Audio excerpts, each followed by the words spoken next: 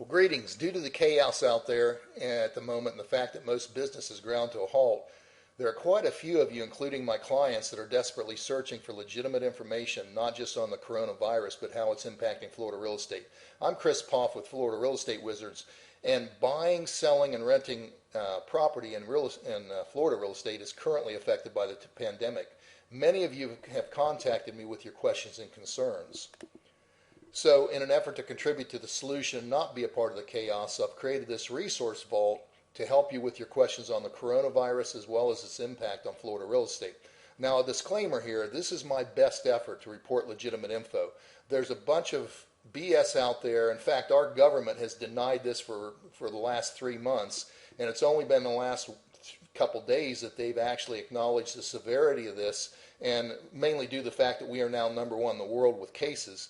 But it's going to change over the next few weeks and even year due to gathering of statistical evidence, research, and experience. What is thought to be true today may prove to be inaccurate tomorrow. However, we need to chart a best course now or suffer the consequences of inaction. So, right now we're in panic mode. Many of you are still trying to figure out what's going on, what this virus is all about, and how you should deal with your day-to-day life. This is partially due to the mixed messages we are getting from the politicians at the top. It's up to you to do your own research and act on your findings. So here are some recommendations. With knowledge comes direction and ability to stay calm and chart a course. Self-isolate. Every article I read that I respect the source, they say self-isolate. Do not listen to any of these politicians or people saying, oh, it's okay, it's just a hoax. Do not go to group meetings or gatherings. That's the way you either contract the virus or you pass it on. Stay 6 feet away from others no matter what, whether you're grocery shopping or whatever.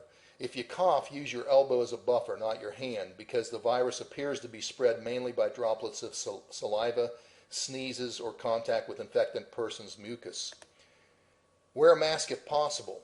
It also appears to live for hours or even days on hard surfaces, so use a disinfectant wipe on all surfaces that are touched, doorknobs, handles, countertops, etc.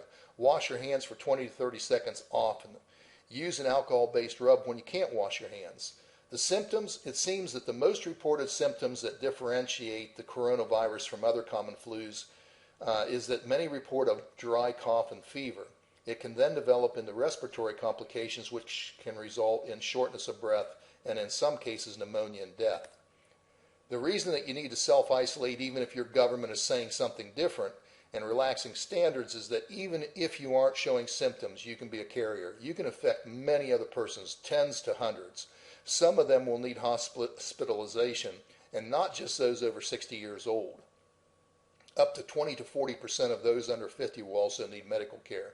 This will overload the hospitals, and as we have seen in Spain and Italy, now New York, the doctors will be faced with deciding who lives and who dies due to the lack of ventilators and staff. The progression curve of the virus is spiking very quickly in the U.S. and will continue to grow unless we take action to slow the spread of the virus. We are now experiencing the same shortage of ventilators and hospital supplies as Italy and Spain. There are currently no vaccines or drugs of treatment that are approved for the coronavirus. That's hopefully going to change here in the next few days. You have a choice, as each and every one of us does. You can deny or panic or be a part of the problem, or you can take action and do your part.